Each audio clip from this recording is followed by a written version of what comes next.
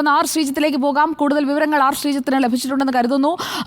R Sreejith, ഇപ്പോൾ നമുക്കറിയേണ്ട കാര്യം, ഹേമ കമ്മിറ്റിക്ക് മുന്നാലെ വന്നിട്ടുള്ള വെളിപ്പെടുത്തലുകളിലേക്കാണോ ഈ അന്വേഷണം പോകുന്നത്, അതോ നമ്മളടക്കമുള്ള റിപ്പോർട്ട് അടക്കമുള്ള മാധ്യമങ്ങൾക്ക് മുന്നിലേക്ക് വന്ന് ഇരകളാക്കപ്പെട്ടവർ നടത്തിയ വെളിപ്പെടുത്തലുകളിലേക്കാണോ?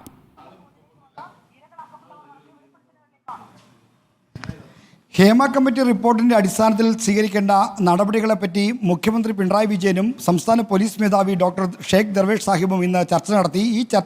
ഈ ചർച്ച സംസ്ഥാന പ്രോസിക്യൂഷൻ മേധാവി നൽകിയ നിയമോപദേശത്തിന് കൂടി അടിസ്ഥാനത്തിലായിരുന്നു. ഭാരതീയ ന്യായ സംഹിത പ്രകാരം ഏതെങ്കിലും ഇത്തരത്തിലുള്ള കുറ്റകൃത്യങ്ങൾക്ക് മുമ്പ് ഒരു പ്രാഥമിക അന്വേഷണം നടത്താൻ പ്രൊവിഷനുണ്ട്. അപ്പോൾ ഒരു പ്രാഥമിക അന്വേഷണം ഹേമ കമ്മിറ്റി റിപ്പോർട്ടിൽ ചൂണ്ടിക്കാണിച്ചിരിക്കുന്ന കാര്യങ്ങളെപ്പറ്റി നടത്തണം എന്നൊരു അഭിപ്രായം സർക്കാർ തലത്തിലുണ്ടായിരുന്നു. അത് മുഖ്യമന്ത്രി ആ നിയമോപദേശം അംഗീകരിക്കുകയും ചെയ്തു.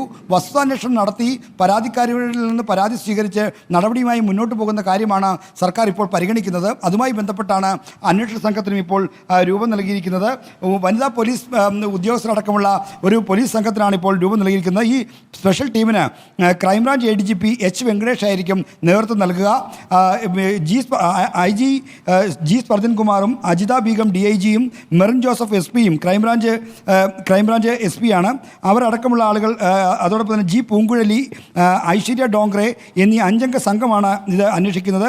കേരള പോലീസ്, അതോടൊപ്പം തന്നെ AIG law and order V അജിത്തും S മസൂദിനടക്കമുള്ള ആളുകളും ക്രൈംബ്രാഞ്ചിൽ നിന്ന് ഈ അന്വേഷണ സംഘത്തിൻ്റെ ഭാഗമാകും. മൊത്തം 7 പേരടങ്ങുന്ന ഒരു സംഘമാണ് ഈ കാര്യങ്ങൾ പരിശോധിക്കാൻ പോകുന്നത്. ഇന്ന് മുഖ്യമന്ത്രി ഉന്നത പോലീസ് ഉദ്യോഗസ്ഥരുടെ ഈ യോഗം വിളിച്ചു ചേർത്ത് എടുത്ത തീരുമാനമാണിത്. സിനിമാ രംഗത്ത് പ്രവർത്തിക്കുന്ന വനിതകൾക്ക് തങ്ങളുടെ മേഖലയിൽ അഭിമുഖീകരിക്കേണ്ടി വരുന്ന ദുരനുഭവങ്ങൾ വിവരിക്കുന്ന അഭിമുഖങ്ങളും പ്രസ്താവനകളും ഈ ഹേമ കമ്മിറ്റി റിപ്പോർട്ടിൻ്റെ ഭാഗമായി വന്നിട്ടുണ്ട്. ഈ വിഷയത്തിൽ ആണ് ഇത്തരം പരാതികളും വെളിപ്പെടുത്തലുകളും അന്വേഷിക്കുന്നതാണ്. ഹേമ കമ്മിറ്റി റിപ്പോർട്ടിൻ്റെ വെളിച്ചത്തിൽ തന്നെയാണ് സർക്കാർ ഈ നടപടി സ്വീകരിക്കുന്നത്. റിപ്പോർട്ടിൽ പറഞ്ഞ കാര്യങ്ങൾ, അതായത് റിപ്പോർട്ടുമായി ബന്ധപ്പെട്ട കാര്യങ്ങൾ ആരുടെയും പേരെടുത്ത് പറയുകയോ മറ്റും ചെയ്യുന്നില്ല.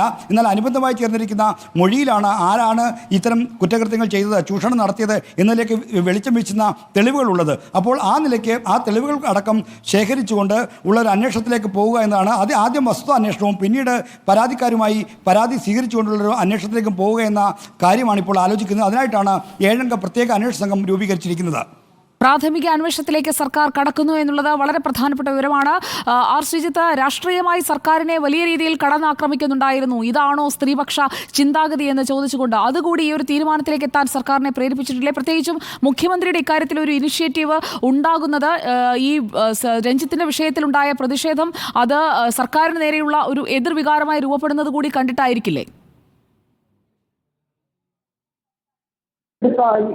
സുജിയ, സർക്കാർ ഇതുവരെ എടുത്ത ഈ ഹേമ കമ്മിറ്റി റിപ്പോർട്ട് പുറത്തു വന്ന ശേഷം സർക്കാർ സ്വീകരിച്ച നിലപാടും ഇപ്പോൾ വന്നിരിക്കുന്ന തീരുമാനവും തമ്മിലൊന്ന് ഡിഫറൻഷ്യേറ്റ് ചെയ്യേണ്ടതുണ്ട്. കാരണം ആദ്യം സർക്കാർ സ്വീകരിച്ച നിലപാട് എന്താണ്? മുഖ്യമന്ത്രി അടക്കമുള്ള ആളുകൾ പറഞ്ഞത്, ഈ ഹേമ കമ്മിറ്റി റിപ്പോർട്ടിൻ്റെ വെളിച്ചത്തിൽ ആരെങ്കിലും പരാതി നൽകാനായി മുന്നോട്ട് വന്നാൽ ഞങ്ങൾ നിശ്ചിതമായും അവർക്ക് ഉചിതമായ പിന്തുണ നൽകും, ഇരകൾക്കൊപ്പമായിരിക്കും, ഞങ്ങൾ ഒപ്പമായിരിക്കില്ല എന്നാണ്. അപ്പോൾ എടുത്ത നിലപാട് പരാതിക്കാരായ ആളുകൾ, അതായത് ഈ പീഡനത്തിനിരയായ ചൂഷണത്തിനിരയായ ആളുകൾ പരാതിയുമായി മുന്നോട്ട് വരണം.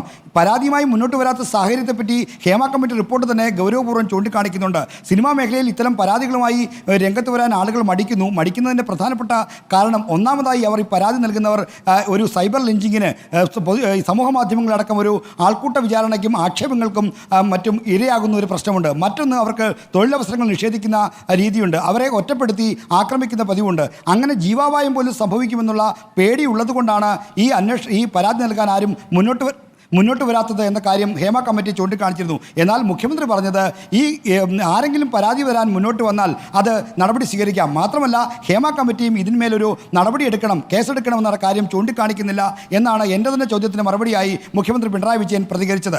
അപ്പോൾ ആ നിലപാടിൽ നിന്ന് മാറി ഇപ്പോൾ ഈ ഹേമ കമ്മിറ്റി റിപ്പോർട്ട് ഉയർത്തിവിട്ടിരിക്കുന്ന കാറ്റും കോളും സർക്കാരിനെയും ബാധിച്ചിരിക്കുന്നു. ഇപ്പോൾ ഉയർന്നു വന്നിരിക്കുന്ന ലിംഗസമത്വ പ്രകാരമുള്ള ഈ നടപടികൾ വേണമെന്നുള്ള ആവശ്യത്തെ, ലിംഗനീതിക്ക് വേണ്ടിയുള്ള ഉറച്ച ശബ്ദങ്ങളെ, ചൂഷകർക്കും ലൈംഗിക പീഡനം നടത്തുന്നവർക്കെതിരായ നടപടികൾ വേണമെന്ന ഉറച്ച ആവശ്യങ്ങൾക്ക് ചെവിയോർക്കാൻ കാതോർക്കാൻ സർക്കാരും നിർബന്ധിതമായിരിക്കുന്നു എന്ന് വേണം ഈ തീരുമാനത്തിലൂടെ കരുതാൻ. ആർ ശ്രീജിത്ത്, ഇനി ഇക്കാര്യത്തിൽ ഈ ഏഴംഗ ടീം അത് ഒരു ബിഗ് ടീമാണ്. അങ്ങനെ ഒരു ബിഗ് ടീമിലേക്ക് അന്വേഷണം കൈമാറുന്നു എന്നതിലൂടെ സർക്കാർ ഉദ്ദേശിക്കുന്നത് ഇതിൽ നെല്ലും പതിരും തിരിയണം എന്ന് തന്നെയല്ലേ? എങ്ങനെയായിരിക്കും ഈ ടീമിന്റെ ഒരു വിന്യാസം, അന്വേഷണം? അന്വേഷണത്തിന്റെ മോഡസ് ഓപ്പറാണ്ടി എന്താണെന്ന കാര്യം ഈ അന്വേഷണത്തിന് മേൽനോട്ടം വഹിക്കുന്ന ക്രൈംബ്രാഞ്ച് ADGP H. വെങ്കടേഷിന്റെ നേതൃത്വത്തിൽ ഈ അന്വേഷണ സംഘത്തിന്റെ യോഗം ചേർന്ന് തീരുമാനിക്കും. എന്തായാലും സർക്കാരിന്റെ കൃത്യമായ ഒരു മാർഗ്ഗനിർദ്ദേശം ഇക്കാര്യത്തിൽ ഉണ്ട്. ആ മാർഗ്ഗനിർദ്ദേശം മുഖ്യമന്ത്രി പിണറായി വിജയനും ഓക്കെ, ആർ. ഉന്നത പോലീസ് ശ്രീജിത്ത്, മേധാവികളും